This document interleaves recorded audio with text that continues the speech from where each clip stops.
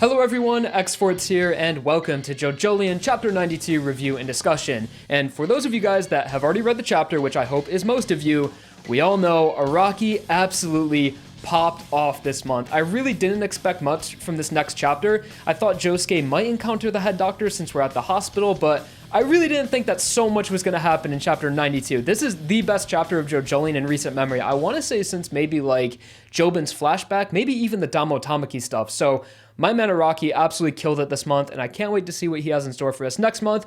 But for now, let's get into chapter 92. And I'm going to try a new editing style for this video. You guys know how I usually have the panels that just pop up and are still pictures. For this one, I'm going to try out showing you guys like the exact, like I'm going to record my screen so you guys can see at every moment exactly what I'm looking at and what I'm zooming in on. And for those of you guys commenting, xForts, why are you holding a Joy-Con in all your videos? I feel like I tell you guys every single time. I use it to flip through the chapter and to control my computer. So please stop freaking commenting that. I feel like I've told you guys a million times.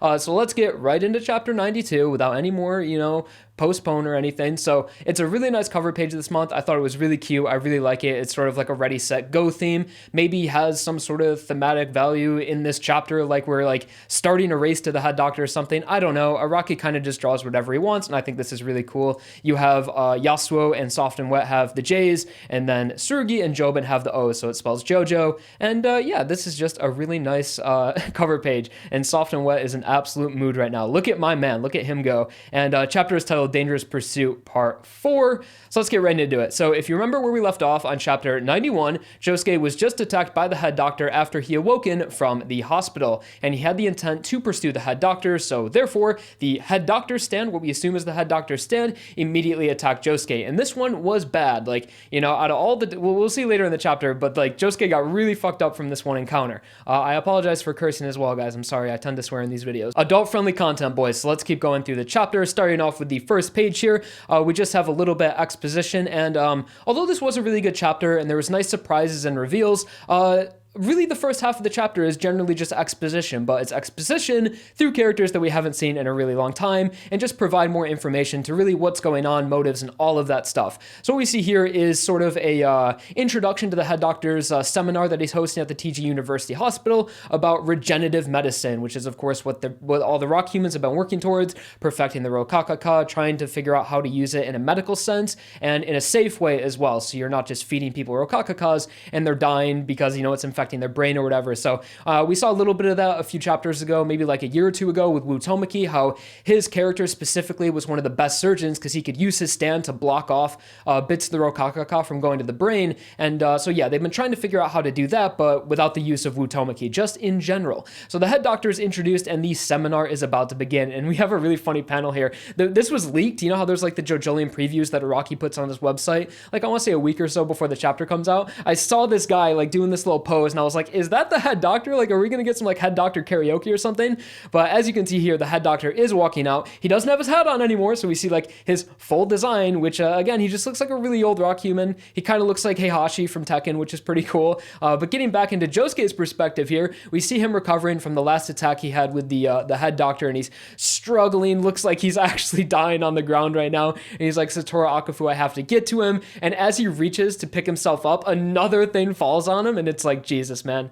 How many times are we going to see things knock into Josuke? I feel bad for him. He just can't do anything. Everything he tries to do just messes up. And he's like doubting himself right here. He's like, is this stand really impossible? Am I ever even going to defeat him if I can't even get close to him? And it's just a bit of inner monologue. And Josuke is at his breaking point right now. But as Josuke is about to lose faith and, abandon his quest to find and defeat the head doctor, we get a surprise of a character that we haven't seen in a very long time. And it is Holly Kira Joestar. I believe that's her name in the alternate universe. Yeah, Holly Kira Joestar. And she is looking well. And last time we saw her was, I want to say maybe like, the last time she was mentioned was when we first got to the TG University Hospital, but the last time we actually saw her, I want to say it was in like chapter 40 or something, like really long ago, when she was just on the hospital bed, and we were under the impression that she was being affected by the rock disease. But some of that's cleared up in this chapter as well, which we'll get into in just a minute. And so Holly comes up to Josuke, and she thinks of him as her child. She says Yoshikage, and she's like,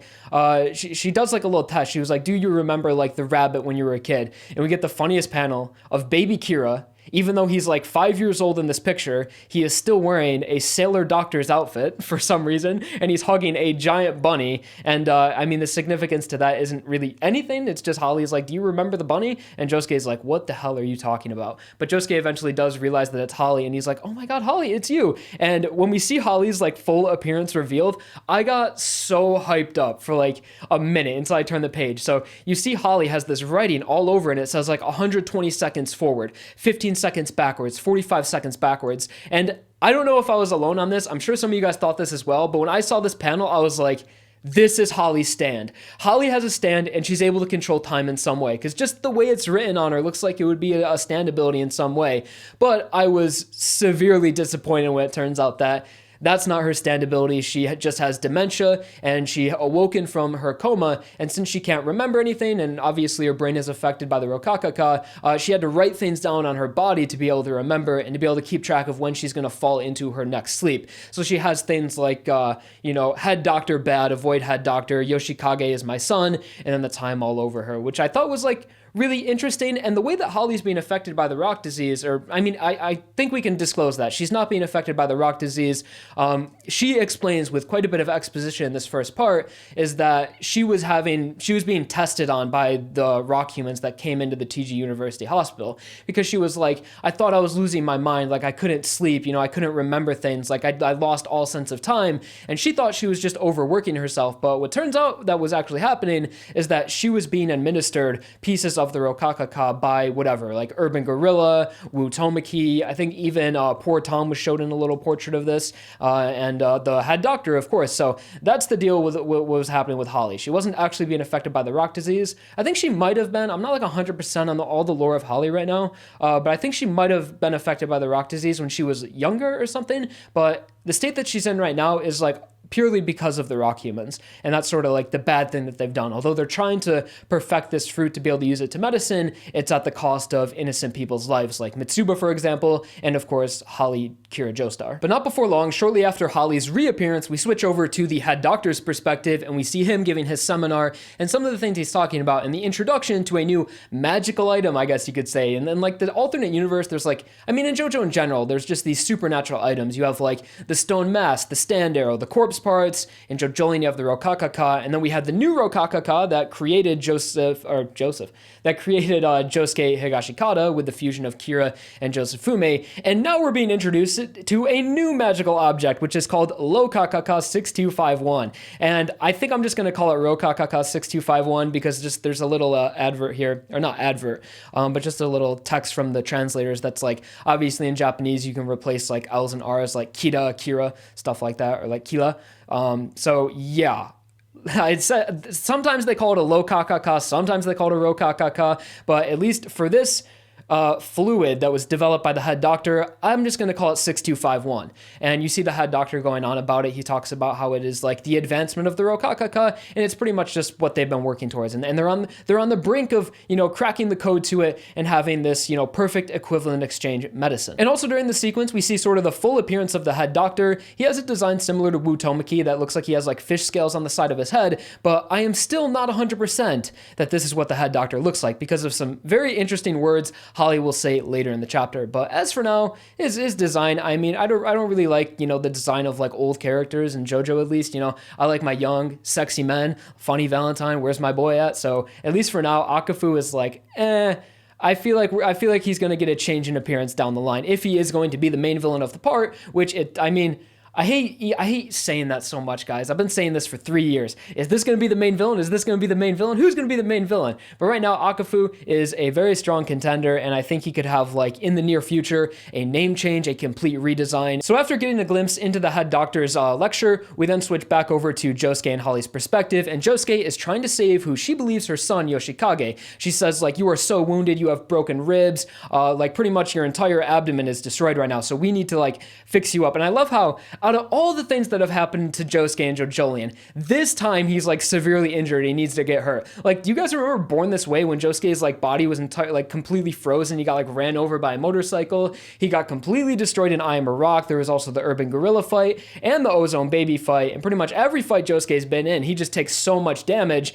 But for some reason, this fight right here, it's like, wow, there's permanent damage. Now you have your ribs broken and everything, but I guess that guy did fall on him pretty hard. And he was also still recovering in the hospital from his last encounter with the rain droplets at the park against the head doctor stand as well. And I think Josuke's got like a cute design right now because he has like patches on both of his cheeks, because in chapter 89, something like that, like a handful of chapters ago, he had that bullet go through his lip. But continuing on, Holly is dragging Josuke through the hospital. I believe they're trying to get to the gynecology department because I guess that's where they store the 6251 Lokakaka. And Holly is again providing more exposition. And she actually clears something up that I've always wondered in JoJolion. And it's sort of like, what was the affiliation with Damo Tamaki and the people that were involved in the drug trade? And Holly just kind of confirms here. So I guess Araki felt that he needed to clear this up as well. And he says that even the Damokon group, so I guess the first group of villains we had in part 8, I guess they have an official name now, similar to like La Squadra or something. They were called the Damokon group. I don't know if that term's ever been used before. Maybe I just forgot from way long ago. But yeah, the drug trade, we can now call them the Damokons, which is kind of a funny name. I kind of like that. But it says that yes, they were an affiliate. They were affiliates with the head doctor, and they were subordinates of even him. So head doctor again, add another point to main villain status right here, because it looks like he has been at the tippy top of every other villain we fought so far in this part. And it's also interesting to mention that this is the first time Josuke has ever interacted with Holly before. Obviously, he's seen Holly in the hospital, and he's been told that Holly is his mom in some way or another, but you have to remember that Josuke doesn't have any memories. Like, he's been told things about himself, so it's like, okay, I guess I'll believe you, and that's my memory, but at no point in JoJolion at all has Josuke ever recalled his time from living as Josefume or Kira. He was just a fresh, wipe the slate, and everything he knows about his past selves were just what he's been told. So this is his first time ever talking to her, first time ever hearing Holly's voice, and it makes what's coming up next like even more emotional. Oh god, this was such an emotional chapter, I swear. So we finally get our hands on the Lokakaka 6251, I believe it is, and Holly explains to him the process of equivalent exchange, and she talks about how what's been happening to her will also happen to Josuke if he takes this. Certain parts of your body will turn to stone, and it's kind of a gamble. Like, it'll fix your face, it'll fix your body, but you could have parts of your brain turn to stone or anything else that would be detrimental to your health. But of course, Josuke is probably going to bleed out or die if he doesn't do it, so he doesn't really have an option at this point. And as Holly is trying to administer this to him, he is, she is falling back into her coma, because before we even started coming here, she only had 120 seconds. But before Holly does fall asleep, she tells us some extremely important information that has massive implications about the head doctor. So she's like, Josuke, here's the Lokakaka 2651, drink this shit right now. But she also says, Yoshikage, I must tell you, don't go after the head doctor, no matter what. You must not try to get close to him. And then she also says, the head doctor has no face. I've met him countless times. That's the kind of person he is, that kind of ability he has. If you try to approach him, only bad things will come of it. Every form of harmful force will come crashing into you. And I'm like, oh my gosh, if my theory is correct, the head doctor is just like an enigma, and the form that we've seen throughout these past 5 or so chapters is not real. That can't be who he is. She even says he has no face, although we've seen his face. Maybe that's just a facade he puts on. Maybe that's just, part of his ability in some way. And especially later, I'm going to skip a few pages here, right before Josuke drinks the 6251, Holly says, the head doctor's true form cannot be grasped. Yoshikage, you absolutely must not chase after him. And that's like one of the last things she says about the head doctor. The head doctor's true form cannot be grasped. And dude, I don't even know what to think of that. I mean, she could be speaking in a, figurative way, like, he's so evil, he has such bad morals, you can't even grasp the kind of person he is. Or maybe she's talking about in a more literal way, like, is he gonna transform? Is he like a monster or something? Or is he like a living stand, and whatever his true form is, it's just like a giant monster, or it's just like even worse than what he looks like right now? So I don't know. That is great discussion for us to talk about in the comments. Let me know what you guys think about that line right there. The head doctor's true form cannot be grasped. Honestly, I wouldn't think that maybe we would see a form change or something, because as JoJo goes on, especially in part 8, Araki writes his material a lot more maturely, and you don't see a lot of the things you would see back in the day, like a Requiem stand or like a crazy power-up or just like insanely powerful, ridiculous abilities. The series is more laid back, and it explores more mature themes and all that stuff. But I mean, after seeing what happened with Tsurugi and him like becoming his stand and transforming into Paper Moon Kane, it makes me think, what if there's something similar to that with the head doctor? Maybe like a part of his stand is that he can transform. I don't know, man. I'm just thinking of like a Dark Souls boss right now or something. That's what the head doctor actually looks like. But I mean, dude, there is so much to talk about with that. And honestly, I think he's just going to turn into someone that looks a lot younger and maybe a lot more intimidating. I think that's what's going to happen with the head doctor. And maybe because he's a rock person, maybe he can just like shed his rock skin or something. But I don't know, man. Like the way that they talk about the head doctor, he doesn't seem human. He doesn't seem like a rock human. He seems like a god. Like we're gonna kill God this part, guaranteed. But to backtrack a few chapters, I just wanted to skip forward to that text from Holly, because I thought it was relevant to, again, what she said about how he has no face and just all the exposition we had about the head doctor. But before Holly said that, Josuke had actually drank the 6251 formula, and oh my god, it just shows how omnipotent the head doctor is and how powerful his stand is. Like the head doctor's stand, it has to be automatic, uncontrollable stand. He doesn't even need to think about it. He doesn't even know when he's using his stand. Because when Josuke was about to drink the 6251, he said, "I am going to defeat the head doctor, and I'm probably going to kill him too." Josuke, you're an absolute sociopath. But when he did that, when he started drinking the formula affected his mouth, so he wouldn't be able to drink it. And that, like, the level of control the head doctor's stand is at that point is absolutely insane. His stand was able to manipulate the way that the 6251 formula worked and the part of the body that it affected. So it's like, there's no limits to the head doctor's stand. Absolutely no limits. And again, when Holly was talking about how it makes every harmful force knock into you, does anyone else, does that remind anyone else of the corpse parts in any way? Like, if you remember the corpse parts, they would take bad things and they would send them somewhere else. And I'm just thinking, like, what if the head doctor is like, what if he has the corpse parts? Like, how insane would that be if it's like revealed that the head doctor has all of the corpse parts and they come back in, and like, the reason why his stand is like this is because, all the bad things happening to the head doctor, they're just being reflected onto other people like Josuke. I think that'd be really cool, actually, but I don't know. Again, Araki's already more mature, and that'd be too ridiculous if the head doctor had the corpse parts, but maybe something like that, because this ability does remind me a lot of when Funny Valentine was just sending bad shit all over the world. But of course, since maybe the corpse parts would like combine with his stand, he could, control where he wants to affect it or something. This is a bullshit theory right now. I sound like Matt Pat right now. Oh my god, but I'm just saying that would be pretty cool. That would be pretty cool. But of course, Josuke does eventually get fully healed up, because of course he had the holes in his cheeks, and when his mouth was shut from the rocks, Holly she opened up his cheek and she poured the rest of it in, which I thought was like a really cool panel. And then we have one of the most emotional scenes in all of JoJolion, and a really profound moment for Josuke as a character. So right after he finishes drinking the formula, Holly falls back asleep, and Josuke just has this revelation right here, and he's just looking at Holly and he says, like, "I am your son." Like, she doesn't think about Holly right now. She has a terrible memory. Her brain has gone to shit right now, and she only remembers very important things like where she is, who her son is, and things to avoid, like the head doctor. And the entire time during this chapter, she has only referred to Josuke as Kira. She calls him Yoshikage, so she probably still believes that that is her son right now. And she has no idea about, Josufume and Kira and the Rokakaka and the fusion and all of that. And just Josuke, oh my god, that is just too emotional for me. And like, how would you couldn't even explain that to her, dude, because she would just probably forget it the next day, or she wouldn't even be able to comprehend or something.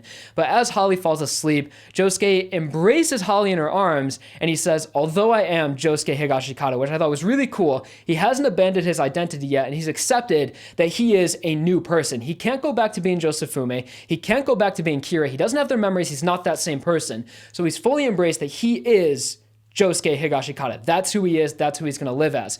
But he also won't deny that he is Holly's son. And he grabs her. He says, "I am your son. No matter where I go, no matter, what era we're in, all I know is certain is that you're my mom." And he says "mom" as he's crying. And that was such a good panel. And enraged, she lets out an ora ora ora barrage on the wall, and he just goes out. And we see Josuke's new permanent, I hope it's permanent, design. And these are the effects that he had from the Neuro Kakaka. And I think he looks really good. It kind of looks like he has like leeches on his body, but on the left side of his body, starting at his forehead, going down the left side, he has 1, 2, 3, 4, 5, 6 patches of rocks. And someone made an interesting point out on Twitter. It was like, maybe this could be, you know, spelling out Josuke in some way, because the top one, it looks like a T, it could look like a J, then you have Osuke.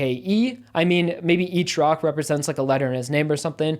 I thought that would be pretty cool, but I personally really like Josuke's permanent design, and we see another part of it on the final page of the chapter right here, although it's kind of freaky seeing the rock go inside of his eye. But guys, I'm telling you, I think this is a permanent... Oh, God, I'm dying. Oh, my God, I'm sorry. I had really bad dry mouth there. I've been talking for like 20 minutes. So I think this is going to be Josuke's permanent design, because if you think about Mitsuba, when she was being affected by the doctors in the TG University Hospital and having all of like the Rokakaka administered to her, she lost her nose. And that was a permanent change. If we see Mitsuba now, she still has that rock nose. And I couldn't see any way that Josuke could revert the effects of the 6251, unless maybe he took more of it or something. But I think that's super cool that Josuke is like, he has, you know, some battle scars now. He looks like a rock human in some sense. And like, I really hope Araki continue. Like, he has to continue to draw Josuke like this.